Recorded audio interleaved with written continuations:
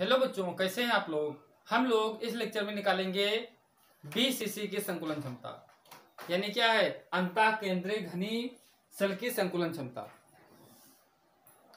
तो बीसीसी की संकुलन क्षमता निकालने के लिए क्या तो जो इकाई इसमें क्या होते हैं, इसमें घटक कण क्या होते हैं, कोनों पर उपस्थित होते हैं, प्रत्येक कोने पर उपस्थित होते हैं तथा कहाँ उपस्थित होते हैं, एक मध्य में उपस्थित होता है या एक बीच में उपस्थित होता है। तो हम लोग इसके पहले हम लोग जाने थे कि क्या है, इसका योगदान कितना होता है, जो कोनों पर उपस्थित होते हैं तो एक का योगदान कितना होता है, 1/8 होता है। और कोने कितने होते हैं, 6 होते हैं और कोने होते हैं 8, 1 2 3 4 5 6 7 8।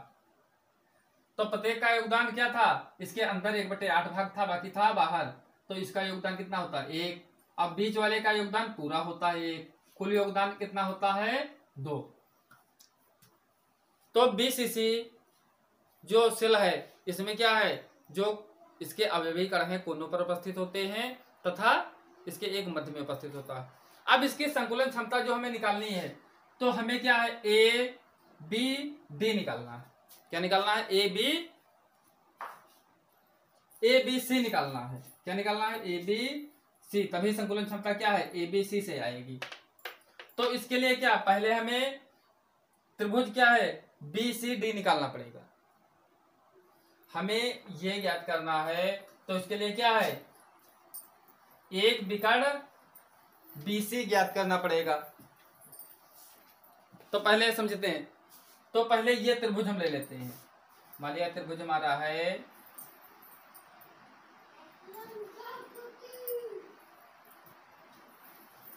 क्या है, बी सी डी। ये क्या है, बी है, ये है डी है, ये है सी। अब ये गोले क्या है, एक दूसरे को ये क्या करते हैं, टच करते हैं। प्रत्येक क्या है, इसके भुजा की लंबाई हम लोग इसके पहले पढ़ चुके हैं, ए होती है। चाहे जो शेल के भुजाओं की लंबाई क्या होती है, ए। इसकी भी क्या होगी, ए। इसकी भी क्या होगी, ए। तो बीसीसी की संकुलन क्षमता निकालने के लिए क्या है, हमें ए बी सी ज्ञात करना होता। तो पहले हम त्रिभुज का ए बी सी ज्ञात करने के लिए हमें पहले क्या निकालना पड़ता है, बी सी डी। तो त्रिभुज क्या है, बी सी डी। अब ये जो कण है दिखाई पड़ते हैं कोने में, ये क्या होते हैं, ये कण यहां से यहां तक होता है। आधा भाग इसका ये ले लेता है, आधा भाग इसका ये ले लेता है। तो हम त्रिभुज पहले क्या निकालेंगे, ए बी सी निकालने के लिए पहले क्या निकालेंगे, B C D. B C D निकाले। तो त्रिभुज बीसीडी में, त्रिभुज क्या है, बीसीडी में हम लोग जानते हैं कर्ण का वर्ग बराबर क्या होता है, आधार का वर्ग प्लस लंब का वर्ग। तो क्या हो जाएगा, बीसी स्क्वायर बराबर, बीसी का स्क्वायर बराबर क्या हो जाएगा, बीसी का स्क्वायर बराबर क्या हो जाएगा, बीडी का स्क्वायर प्लस क्या हो जाएगा, सीडी का स्क्वायर। तो क्या हो जाएगा, बी डी का स्क्वायर प्लस सी डी का स्क्वायर। चाहे यहां देख लें चाहे यहां देख लें। तो क्या हो जाएगा, ये विकर्ण निकालने के लिए क्या है, बी डी का स्क्वायर प्लस सी डी का स्क्वायर हो जाएगा। अब ये कितना हमारा है, ए है। प्रत्येक भुजा कितनी होती, ए। तो क्या हो जाएगा, ए स्क्वायर प्लस ए स्क्वायर। बीसी स्क्वायर क्या हो गया, ए स्क्वायर स्क्वायर। तो दोनों क्या हो गए, 2a स्क्वायर। क्या हो गया, 2a स्क्वायर। बीसी स्क्वायर बराबर, तो बीसी बराबर हमारा क्या हो जाएगा, बीसी बराबर क्या हो जाएगा, √2a। अब हमारा ये विकर्ण प्राप्त हो गया, कितना प्राप्त हुआ, √2a। √2a प्राप्त हो गया। अब हम ये त्रिभुज निकाल सकते हैं, जिससे क्या है, हमारी संकुलन क्षमता निकल जाएगी। तो हम त्रिभुज क्या दूसरा चुनेंगे, ए बी सी। तो त्रिभुज क्या है, ए बी सी में। तो हम लोग त्रिभुज देखते हैं ए बी सी में। पहले हम त्रिभुज क्या निकाले, बी सी डी। अब क्या है, ए बी सी में, तो देखते हैं ये हमारा कितना निकाला था, बी सी बराबर √2a निकाले थे, 2a निकाले। अब ये क्या है, बी ए, तो क्या है बी सी डी में, तो इसमें क्या है, कर्ण ये होगा, तो क्या हो जाएगा, ए बी स्क्वायर बराबर, ए बी स्क्वायर बराबर क्या है, ए बी स्क्वायर बराबर क्या हो जाएगा, बी सी स्क्वायर प्लस ए सी स्क्वायर। तो क्या हो जाएगा, बी सी स्क्वायर प्लस ए सी स्क्वायर। कर्ण बराबर क्या हो जाएगा, आधार प्लस लंब होता है, तो क्या है, ए बी स्क्वायर बराबर क्या हो जाएगा, बी सी स्क्वायर प्लस ए सी स्क्वायर।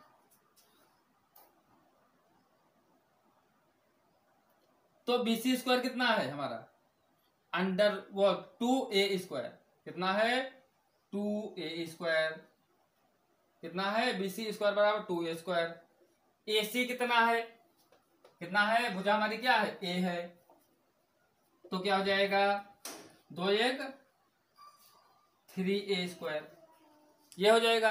अगर हम क्या ले लें, हम स्क्वायर हटा दें, क्या कर दें, ए बी स्क्वायर बराबर था, तो ए बी बराबर क्या हो जाएगा, √3a, समीकरण नंबर दूसरी, समीकरण नंबर दूसरी। अब हम देखते हैं ए बी बराबर क्या होता है, ए बी बराबर कितने गोले हैं, देखिए 1 गोला, 2 गोला और 3 गोला। अब ये जो गोला हम बताए हैं, तो ये क्या होता है, इतना, ये कितना होता है, लगभग ये, और ये होता है ये, तो त्रिज्या क्या होती है, ये व्यास है, तो एक त्रिज्या ये होगी, एक त्रिज्या ये होगी, एक त्रिज्या ये होगी, एक त्रिज्या ये होगी। तो ए बी बराबर कितने आर होंगे, 1 2 3 4, तो क्या होंगे, ए बी बराबर कितने आर, 4r। ए बी बराबर कितने होते हैं, ए बी बराबर √3a था, अब ए बी बराबर ये क्या है, 4r, क्योंकि कितने आर होते हैं, 1 2 3 4, क्योंकि हमारे पास क्या है, एक बीच वाला गोला, तो इनकी त्रिज्या और एक कोने वाले त्रिज्या, एक इस कोने वाले त्रिज्या। ये समीकरण नंबर मान लिया हो गया 3। अब समीकरण क्या है, 2 व 3 से, किससे, 2 व 3 से, तो क्या है, ए बी बराबर ये भी है, ए बी बराबर ये भी है, तो क्या हो जाएगा, √3a बराबर कितने आर, 4r। √3a बराबर कितना हो गया, 4r, √3a बराबर 4r, √3a बराबर क्या हो गया, 4r हो गया। तो a बराबर क्या हो जाएगा, a बराबर 4/√3 इंटू r, क्या हो जाएगा, a बराबर ये क्या है, √3 नीचे चले आएंगे, √3 क्या आ जाएंगे, नीचे आ जाएंगे। अब हमें क्या होता है, संकुलन क्षमता बराबर क्या होता है, संकुलन क्षमता, और वो भी किसकी, बीसीसी की। तो संकुलन क्षमता बराबर होता है अवयवी कणों की संख्या, यानी जेड होता है, क्या होता है, अवयवी कणों की संख्या। तो हम लोग जानते हैं अवयवी कण इसमें कितने होते हैं, इनका योगदान इसके पहले लेक्चर में पढ़े थे, इनका योगदान क्या होता है, जो कोने पर होते हैं 1/8 होता है, अब 8 होते हैं कोने, तो क्या है 1 होता है, और दूसरा क्या है जो बीच में होता है, तो पूरा योगदान होता है। तो अवयवी कणों की संख्या गुणे होता है एक गोले का आयतन, क्या होता है, अवयवी कणों की संख्या गुणे एक गोले का आयतन बटे इकाई सेल का आयतन। तो अवयवी कण हम लोग कितना होता है, एससी में हम लोग जानते 1 होता है, बीसीसी में 2 होता है, एफसीसी में 3 होता है, तो हम बीसीसी पढ़ते हैं। तो अवयवी कणों की संख्या कितनी हो गई, 2 हो गई, गुणे एक गोले का आयतन सभी लोग जानते हैं 4/3 पाई r के क्यूब होता है, सभी लोग जानते हैं। इकाई सेल का आयतन, आयतन क्या होता है? लंबाई गुणे चौड़ाई गुणे ऊंचाई, यानी ए की क्यूब होता है। क्या होता है? ए की क्यूब। तो क्या होता है? ए की क्यूब।